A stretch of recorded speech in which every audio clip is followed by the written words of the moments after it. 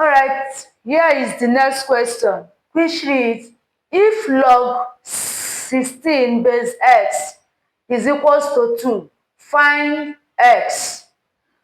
This is also simple. In log reading, this x raised to power 2 is going to be equals to this 16 here. So we are going to have x raised to power 2 equals to 16.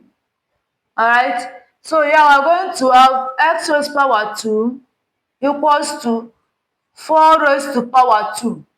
If you watch, here is base 2, sorry, here is raised to power 2, while this 4 is raised to power 2, which means that our x is equals to 4.